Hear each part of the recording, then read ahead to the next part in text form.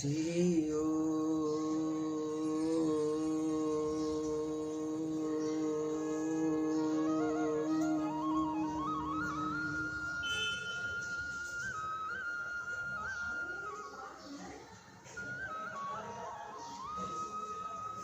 राम राम। एक बार क्या हुआ, एक राज्य में एक राजा ने अपने मंत्री से पूछा कि मंत्री ये बताओ कि मेरे खजाने में कितना धन है। मंत्री ने खजाना चेक किया और चेक करने के बाद राजा को बताया कि राजा, आपके खजाने में इतना धन है कि अगर आपकी 15 पीढ़ी बैठ के खाएगी तो भी ये खजाना खत्म नहीं होगा। इतना धन है आपके खजाने में।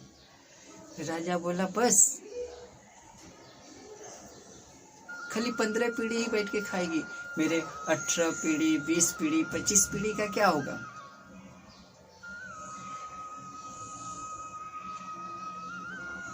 मेरे 18 पीढ़ी, 25 पीढ़ी का क्या होगा। ऐसा सोच के राजा मंत्री को बोला कि मंत्री, टैक्स बढ़ा दो। हमारे जहाँ तक हमारा राज है, जहाँ तक हमारे शासन है, वो सारे शासन में, हमारे सारे राज्य में कर बढ़ा दो, ताकि टैक्स बढ़ा दो। टैक्स बढ़ाएंगे, पैसा ज़्यादा आएगा और खजाना जल्दी से भरेगा। हमारे 15-20 पीढ़ी तक हमारे जीते जी खजाना भर जाएगा। ये बातें जब राजा का सुना मंत्री बोला कि इस समय सामने रहना ठीक नहीं है, राजा का कुछ मत अच्छा नहीं है, इसलिए थोड़ा घूम के आते हैं, थोड़ा सत्संग में जाके आते हैं। तो जो राजा की बात सुनकर मंत्री सत्संग करने चला गया और सोचा कि आज सत्संग सुनते हैं, फिर कल से राजा क्या करता है देखते हैं। शाम का समय था, 3-4 बजे का दोपहर का समय था। तो जो मंत्री था सत्संग में, दोपहर के सत्संग में जाके बैठ गया। सत्संग चालू हो गई, सत्संग सुन रहा था और वहाँ पे गुरु नानक जी आए हुए थे और वहाँ पे सत्संग हो रहा था। सत्संग में ख़त्म हुआ। जब सत्संग पूरा ख़त्म हुआ तो गुरुजी से मंत्री ने पूछा कि गुरुजी, हमारा जो राजा है उसके खजाने में 15 पीढ़ी खाने का खजाने में धन है, फिर भी राजा बोलता है कि हमारे 20 पीढ़ी का क्या होगा, हमारे 25 पीढ़ी का क्या होगा। इसके लिए महाराज कुछ आप ज्ञान दे दीजिए। गुरुजी ने बोला, बस इतनी छोटी सी बात क्यों चिंता करते हो, जाओ राजा को मेरे पास लाओ। बोलो कि गुरुजी ऐसा खजाना दे देंगे, तो 20 पीढ़ी की बात करता है, 25 पीढ़ी की पूरी पीढ़ी तेरी बैठ के खाएगी। ऐसी बातें मंत्री ने सुना, उसका दिल तो गदगद हो गया। बहुत खुश हुआ कि कम से कम गुरुजी की ज्ञान मुझे मिल गया और मैं राजा को जाके बताऊंगा, राजा भी खुश होंगे, खजाने का टेंशन खत्म हो जाएगा। जब ये बातें सुनी और मंत्री भागा गया राजा के पास। राजा के पास जाके बोले कि राजा साहब, गांव के थोड़ी दूर पे ना एक महाराज आए हैं, एक गुरुजी आए हैं और वो बोलते हैं कि हम ऐसे खजाना दे देंगे तुम्हारे राजा को कि कभी खजाना ख़त्म ही नहीं होगा, तो आप कृपा करके चल के उनसे खजाना ले लीजिए। जब इतनी बातें सुनी राजा बोला, चलो। रथ निकाला गया, स्वागत किया गया।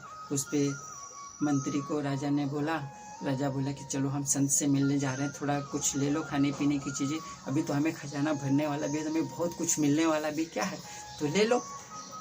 तो इस तरह की बातें सुनकर मंत्री ने थोड़ा खाने पीने की सामग्री रख लिया रथ में और चल दिए। जब राजा और मंत्री मिलने के लिए गुरुजी के द्वार पहुँचे तो गुरुजी, शाम हो गई थी, तो गुरुजी अपना संध्या का जो समय था पूजा पाठ में बैठे थे, ध्यान लगाए थे। तो जब मंत्री ने बोला कि गुरुजी यही राजा साहब हैं, और इनको ही थोड़ा आप जो ज्ञान खजाना भरने वाले हैं वो खजाना का ज्ञान दे दीजिए। तो गुरुजी ने बोला कि देखो बेटा, अभी संध्या का समय है, मैं ध्यान पूजा कर रहा हूँ, कल सुबह आ जाओ, हम आपको खजाने का राज दे देंगे। ये बात सुनकर राजा बोला ठीक है गुरुजी, हम कल सुबह आ जाएंगे। इस तरह बोलकर राजा जब जाने लगा तो राजा बोला कि मंत्री, ये जो आप सामग्री लाए हैं गुरुजी को चरणों में अर्पण कर दीजिए। तो वो सब सामान लेके मंत्री जैसे ही गुरुजी के चरणों में रखने गया, गुरुजी बोले बेटा ये सब मुझे नहीं चाहिए, मैं खुद तुझे इतना खजाना देने वाला हूँ, तो तू मुझे क्या देगा, ये सब मुझे किस काम का है। हाँ, मैं खुद तुझे खजाने देने वाला हूँ, तो ये मुझे नहीं चाहिए, तू लेके जा। तो राजा बोला नहीं गुरुजी, हम राजा हैं, जब हम किसी को देने के लिए आते तो दे के ही जाते हैं, आप हमारा अपमान मत कीजिए, ये रख लीजिए। तब गुरुजी ने बोला अच्छा ठीक है, आपको देना ही है तो गांव में जाओ, थोड़े दूर पे इस गांव में इस ब्राह्मण को आप दे के चले जाना, आपका दान भी हो जाएगा और मेरा समाधि का समय है पूजा का, तो मैं पूजा में ध्यान करूँगा।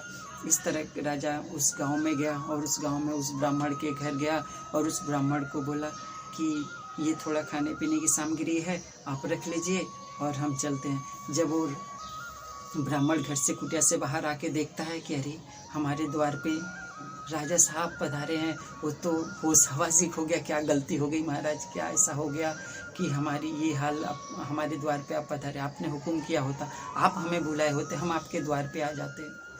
तो इस तरह की बातें सुनकर राजा बोला कोई बात नहीं, ये थोड़ा खाने पीने की चीज़ें आप रख लीजिए और बस इतना, अभी इधर से गुजर रहे थे, सोचे आपको देते जाऊं। तो उस ब्राह्मण ने बोला कि राजा साहब, अभी हमें इस शाम का जो खाने का सामान था, हमने एक सेठ के घर से लाए, दाल चावल मांग के लाए थे और बनाए और खाए, और खाने के बाद हम उनको आशीर्वाद दे दिए, हमारा भरना हो गया। यानी हम उनको, जो संत महात्मा होते, जब किसी से कुछ लेते हैं तो लेके खाते तो उसके बदले संत महात्मा आशीर्वाद ही देते हैं, पुण्य ही देते हैं, जिससे उसका भला हो जाए। तो उस ब्राह्मण ने भी यही किया कि वो अन्न खाया और सेठ जी के घर से लाया हुआ दाल चावल बना के खाया और उस सेठ को आशीर्वाद दे दिया, भरना हो गया। तो राजा ने बोला कि ठीक है कोई बात नहीं, शाम का हो गया, कल के लिए रख लो, परसों के 1 महीने का आपके खाने का हो जाएगा। तो ब्राह्मण बोला कि नहीं महाराज, मुझे ये सब नहीं चाहिए, अगर मैंने आपका ये धन लेके घर में रखा और रात को मर गया तो ये मेरे ऊपर कर्जा हो जाएगा, मैं इसको कैसे चुकाऊंगा, कब चुकाऊंगा, अगले जन्म पिछले जन्म में मैं कितना पापी हूँ, क्या करूँगा। इससे अच्छा है राजा साहब आप लेके जाइए, कल सुबह मुझे ज़रूरत है बना के खाने के लिए, कल सुबह मैं आपके घर पे आऊँगा, आपसे लेके आऊँगा, मांग के लाऊँगा, बनाऊँगा, खाऊँगा और आपको आशीर्वाद दे दूँगा। इस तरह की बातें जब वो ब्राह्मण करने लगे और उस ब्राह्मण की ये बातें सुनकर राजा का दिमाग चौंकिया गया, वो दिमाग खुल गया। राजा बोलता है कि मेरे खजाने में 15 पीढ़ी खाने का धन भरा हुआ है, फिर भी मैं लोभ कर रहा हूँ, लालच कर रहा हूँ, और इस ब्राह्मण के घर सुबह को खाने के लिए नहीं है, फिर भी ये चिंता नहीं कर रहा है। उस राजा का दिमाग खुल जाता है, वो 15 पीढ़ी के खजाना के जो भरने का टेंशन था वो ख़त्म हो जाता है। वो गांव अपने राज्य में जाता है और खजाना खोल देता है और बोलता है जितने गरीब हैं से घर बना के दे दो, जितने के घर पे खाने को नहीं उनको खाना दे दो। इस तरह करके वो पूरा खजाना खोल के सब गरीबों को दान करके घर बनवाता है, दान पुण्य करता है, चावल सबके घरों में भोजन का व्यवस्था करता है, जगह जगह आश्रम बनवाता है, जगह जगह धर्मशाला बनाता है, स्कूल कॉलेज करता है। इस तरह करके वो पूरा अपने खजाने को बांट देता है और उसका दिल एकदम शांत हो जाता है, आनंदित।